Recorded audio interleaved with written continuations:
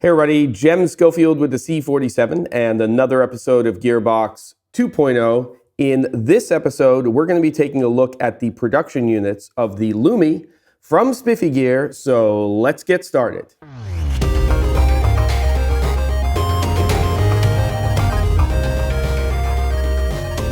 All right, kiddos, it is another week and another episode. Sorry about last week. I was dealing with this and some travel, feeling much better, and this radio voice will be gone by next week, but I'm going to take advantage of it for now, and we are going to talk about the Lumee. Now, I did a quick episode at my workshops at NAB this year on this little light bracelet, and I was excited about it because when I spoke to Spiffy Gear, which has quite a history actually already in creating lighting products. They have their Bicolor, and then they have this really cool product, which I want to check out at some point, which lets you use speed lights, and you basically put gobos in front of them, and that's pretty cool. They showed me this product, and I said, you know, this is something that is not necessarily being produced by another manufacturer. You can get a lot of things online that you can use for lights, but they're not designed specifically for video production and filmmaking. So it's a light bracelet, that's what it is. A slap bracelet, if you want to call it that. But it has, I think, some pretty cool applications. This is the RGB version of the prototype. So let me just go ahead and show you what we have here for the final production units. Now these are going to be $45 US, and I'll put a link to them. And they come in two versions. We've got this bicolor version, which I have right here, and then that's a little charging cable that comes with it. And then we also have the RGB version, which I'm going to take out. And we're just going to go ahead and talk about the different features, applications. This will just be a single take, so whatever happens, happens. Let's get rid of this. Oh, and by the way, in each of these little cases here, one of them dropped. Whoa, all kinds of things are happening here. You've got these little Spiffy branded metal discs. They seem to be for single use. They have a 3M backing. And the reason these are in here is because there's a magnet inside of the bracelet. If you are attaching this to a non-metallic object, then you could use these to attach them. So that's one way that we can actually rig these. The other way we can rig these is we can use the little hook or the little hole here that's at the top, and you could just take a piece of rope and you could tie that off, and that would be a quick way to do it.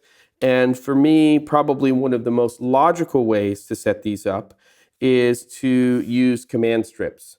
And so what you can do is you can just put a command strip on the back here. This could probably just live on the back of the thing. Let's take a look here. Yeah, you just have to kind of figure out where it should be because this thing weighs nothing. And you would just basically take that, attach it to the back of your Spiffy light bracelet and Lumee light bracelet, and then you could attach that to a wall, a ceiling, wherever. And the nice thing about the command strips is when you take them off, they don't leave any residue. Of course, you could use low-tack gaff tape, which would work as well. So that's that. Charging, great. Little cable included. I would say that most of us are going to use something like a power bank like this to charge these things. They run for about an hour at full power, and you can use a power bank while you're using the light. So if you need to plug in, you can do that, especially if you have a longer shoot. So if you were rigging these, let's say underneath a cabinet or something like that, you might want a lower profile than this power bank, and you could basically just attach that and you could run this thing for a long, long time. Okay, so let's go ahead and take a look at the controls here. There's basically 3 buttons on each of these. First one for both of the units here is your power button. This is the bicolor. I'm going to go ahead and fire up the RGB. I'm looking at this monitor right here as reference. And what you see here in terms of color may not be exactly what you see with your human eye. And part of this, let me just do a long hold here, which will also power these off. What you see with your human eye, especially with RGB LEDs, isn't necessarily what you will capture with your camera system. There's a fantastic episode that has recently been posted with Ted from Aperture and Tim from Quasar. It's an episode of Indie Mogul, and I think it's one of the better episodes that's out there that explains some of the problems that we deal with when we are using RGB lights in our productions. Again, this is kind of an issue for a lot of us because what we see isn't necessarily what we get. So I'm going to put a link to that so you can check it out, and it may give you some insight into a lot of the problems that we are dealing with in this industry as LED technology evolves.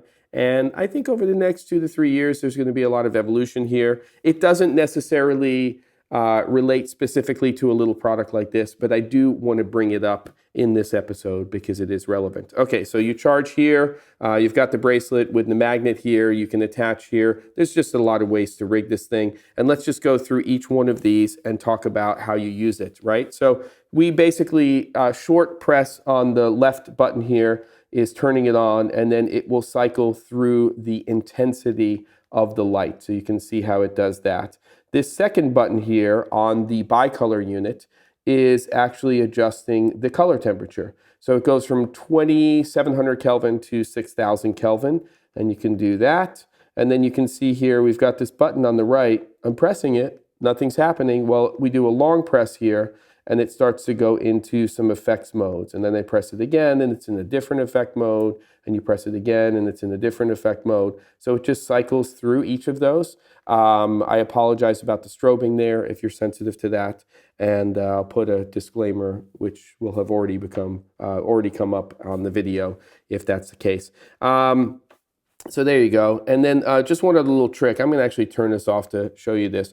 If I turn the unit on and I just go over here to the right button and I press it once, it will immediately go to daylight. I wish that it would cycle between daylight and tungsten when you do that, but it doesn't. But it's pretty easy to get back to that middle button and just cycle through. So, you know, you're not using this thing as a key light per se. It can be quite bright as a light. But it is really, in my opinion, an accent light. So this is something that we can use out of focus in the background, and it will give a little bit of a kick of something, or a little nice thing when you're looking at the bokeh of your image. Underneath cabinets, you're lighting a scene at a bar, and they don't have very interesting lighting. And that's where really something like the RGB unit would come in. So I'll turn that on. And again, brightness with that left button there. So we're increasing our brightness level. Middle button will cycle through red, green, and blue, right? And you can see that. And then if I go over here to the right button and I press that, and I'm on a particular color, it will cycle through variations, right? So you can see how that works in terms of the variation. So you switch your color with the middle button, and then you go through these different variations. And then in a very similar way to the bicolor unit, if we do a long hold on that right one, and again, we're going to see some stuff happening, then we are going to see some different effects that can be used to just create, well, some sort of interesting stuff for your productions. So at $45 US, I think that these are little tools that obviously make a lot of sense for people in their kit. They're not expensive. They're designed for what we do for a living. And to have some of these in your kit for accent lights makes a lot of sense. I would tend to say that I would lean more towards the bicolor unit than the RGB for regular production, because what I'm trying to do generally is light with a specific color temperature and then contrast that with something like, let's say I'm lighting with tungsten, contrast with daylight, or somewhere in between. And that's going to be my workhorse Lummi. And then the RGB unit here, that's really going to be to create little effects. But again, just be aware that you should be going to your monitor and looking at the way your camera is interpreting the light that's coming from that RGB light. There's not a problem with it. As long as what you're seeing works for you, then it's fine. Just don't necessarily expect to capture the same exact color you're seeing with your eye. That is not specific to the Lumee. That is a problem or something that we are dealing with all RGB lights right now. Hopefully this helps. Check these suckers out. Get yourself some command strips. And by the way, these things are pretty cool on production too. If you just needed a safety light, you could just put that onto a C-stand. Not all stands are magnetic, or you could just go ahead and slap that on like that, and you could use it as a safety light. You have to probably put it over here on the collar, but that gives you guys another thing to think about when using the light. Got some more stuff for you guys. It's either going to be a live stream or a product-based video next week, and I'll see you guys next time on Gearbox.